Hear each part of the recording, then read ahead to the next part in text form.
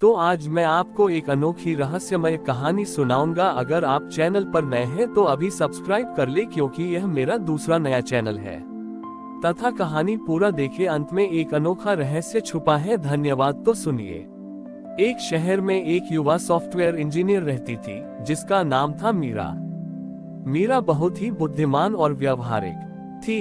वह अपनी हर समस्या का हल इंटरनेट और तकनीक में खोजती थी। मीरा का विवाह एक ऐसे परिवार में हुआ जहां परंपराओं का बहुत महत्व था। उसकी सास सावित्री जी बहुत ही धार्मिक महिला थी, जिनका मानना था कि आधुनिकता और तकनीक ने लोगों को अपनी संस्कृति से दूर कर दिया है। मीरा और सावित्री जी के बीच अक्सर इसी बात पर मतभेद होता था।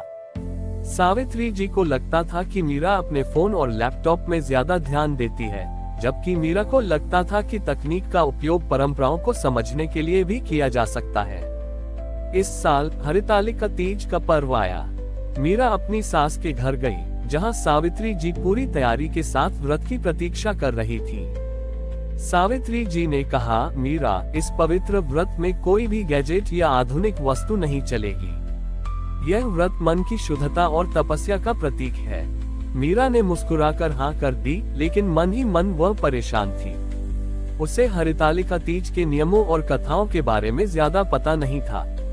रात के समय जब सब सो गए, मीरा ने चुपके से अपना टैबलेट निकाला। उसने इंटरनेट पर हरितालिका तीज के बारे में खोजना शुरू किया। उसने व्रत की विधि, कथा और इसका महत्व जानने के लिए कई वीडियो देखे। उसका उद्देश्य कोई नियम तोड़ना नहीं था, बल्कि सच्चे दिल से इस परंपरा को समझना था। अगले दिन जब पूजा का समय आया, तो सावित्री जी ने देखा कि मीरा के हाथों में एक मिट्टी की बनी छोटी सी शिव पार्वती की मूर्ति थी। वह हैरान थी, क्योंकि मीरा ने पहले कभी ऐसी मूर्ति नहीं बनाई थी। पूजा के दौरान जब सावित्री जी एक मंत्र भूल गईं, तो मीरा ने तुरंत उस मंत्र का अगला हिस्सा सही सही बोल दिया। सावित्री जी को संदेह हुआ और उन्होंने पूजा के बाद मीरा से पूछा, तुमने ये सब कैसे सीखा और तुम्हें वे मंत्र कैसे याद थे? उद्धरण चिन्ह। मीरा ने धीरे से बताया, माँ जी, मुझे इन सब के बारे में ज्यादा पता नहीं था। मैं रात में टैबलेट पर देखकर यह सब सीख रही थी। मैंने इंटरनेट पर देखा कि कैसे मिट्टी की मूर्ति बनाते हैं और कथा का सही अर्थ क्या है। मैंने ये सब इसलिए किया क्योंकि मैं सच्चे मन से इस व्रत का हिस्सा बनना चाहती थी। सावित्री जी ने मीरा की आंखों में देखा। उन्हें कोई दिखावा या झूठ नहीं मिला, बल्कि सच्ची श्रद्धा और सीखने की ललक दिखी। उन्हें अपनी गलती का एहसास हुआ कि वह तकनीक को एक शत्रु मान रही थी, जबकि मीरा ने उसी का उपयोग आस्था से जुड़ने के लिए किया था। सावित्री जी ने मीरा को गले लगा लिया और कहा, बेटी, मुझे माफ कर दो। मैं ये भूल गई थी कि आस्था का सच्चा स्थान मन में होता है, माध्यम में नहीं। तुमने मुझे सिखाया कि तकनीक अगर सही इरादे से इस्तेमाल की जाए, तो वह हमें अपनी जड़ों से और भी गहराई से जोड़ सकती है। उस साल जब उन्होंने तीज का प्रसाद बांटा, तो सावित्री जी ने मीरा से कहा कि वह अपने टैबलेट पर कोई भजन चलाए। दोनों सास बहू ने मिलकर एक साथ भजन गाया। हरितालिका तीज का ये पर्व उस परिवार के लिए आस्था और आधुनिकता और सास बहू के दिलों को जोड़ने वाला एक नया प्रतीक बन गया था। मीरा और सावित्री जी के अनोखे हरितालिका तीज की कहानी उनके परिवार और पड़ोसियों में चर्चा का विषय बन गई। कुछ लोग हैरान थे, तो कुछ बहुत प्रेरित हुए। गांव की कुछ अन्य महिलाएं जो तकनीक से दूर रहती थीं, उन्होंने सावित्री जी से पूछा कि वे कैसे अपने बच्चों को परंपराओं से जोड़कर रखें। मीरा को एक विचार आया।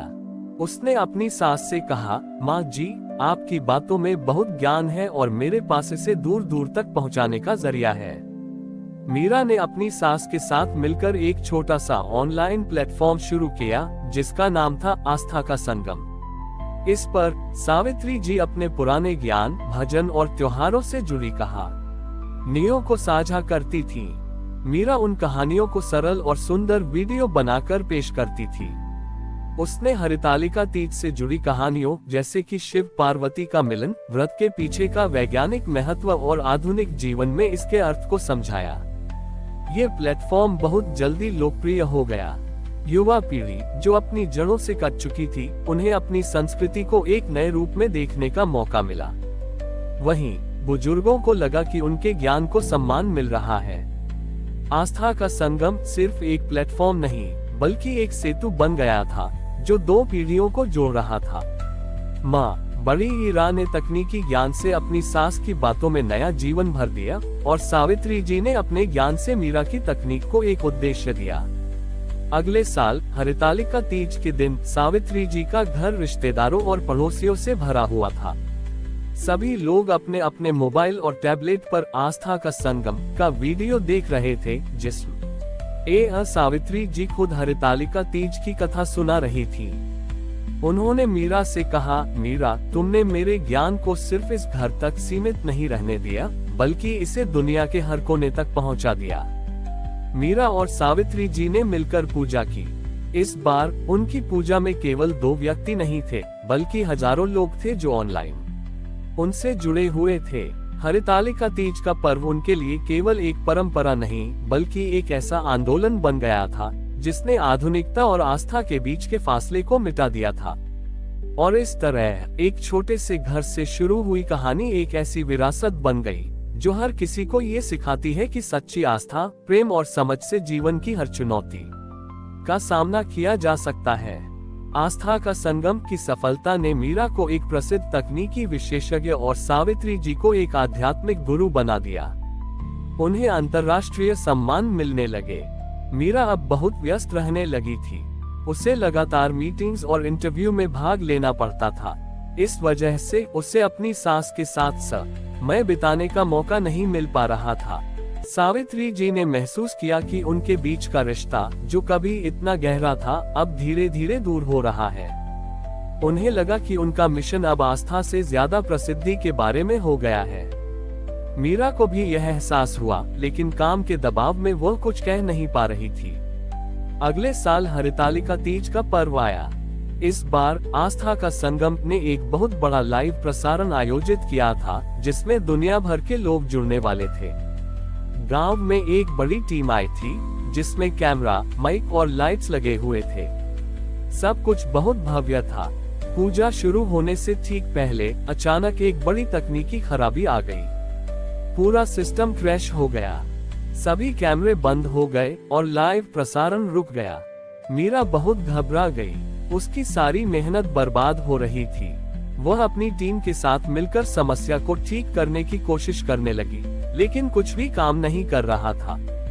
सावित्री जी ने मीरा की परेशानी देखी। उन्होंने शांत मन से मीरा के कंधे पर हाथ रखा और कहा, मीरा, जिस संगम को हमने बनाया था वह इन तारों और मशीनों में नहीं था, वह हमारे दिलों में था। इसे भूलना नहीं। सावित्री जी ने सभी कैमरों और लाइट्स को बंद करने का इशारा किया। फिर उन्होंने मीरा का हाथ पकड़ा और दोनों बिना किसी तामझाम के उसी पुरानी जगह पर बैठ गए जहां उन्होंने पहली बार मिलकर पूजा की थी। उन्होंने बस अपनी आंखें बंद की और उसी सादगी से एक एक करके भजन गाना शुरू किया। उनकी आवाज में न कोई माइक था और न कोई संगीत, केवल प्रेम और विश्वास था। टीम के सदस्यों ने ये देखकर एक छोटा सा कैमरा चालू किया और उनके इस सादे, सच्चे क्षण को बिना किसी बनावट के लाइव स्ट्रीम कर दिया। लाखों लोगों ने इस लाइव वीडियो को देखा। उन्होंने देखा कि आस्था का सच्चा रूप कैसा होता है। ये तकनीकी चमत्कार नहीं था, बल्कि दो दिलों का निस्वार्थ मिलन था। ये वीडियो इतना लोकप्रिय हुआ कि इसे साल का सबसे सच्चा वीडियो घोषित किया गया। मीरा को जो अंतर्राष्ट्रीय पुरस्कार मिलने वाला था, वह उसकी तकनीकी सफलता के लिए नहीं, बल्कि इस बात के लिए मिला कि उसने दुनिया को विनम्रता और सच्चे प्रेम का महत्व सिखाया। मीरा ने महसूस किया कि उसकी सबसे बड़ी सफलता किसी वेबसाइट को बनाना नहीं, बल्कि अपनी सास के साथ उस पवित्र बंधन को बनाए रखना है। हरितालिका तीज का पर्व अब उनके लिए सिर्फ व्रत नहीं, बल्कि हर साल अपने रिश्ते को फिर से मजबूत करने और हृदय को तकनीक से भी ऊपर रखने का प्रतीक बन गया था। हमारी और भी आध्यात्मिक एवं अनोखी कहानियां देखने के लिए हमारे चैनल पर जाएं तथा धार्मिक एवं पौराणिक अनोखी कहानियां हमारे चैनल पर है। कृपया जाके देखें तथा हमारे चैनल को सब्सक्राइब करके रखें और वीडियो लाइक जरूर करें। धन्यवाद।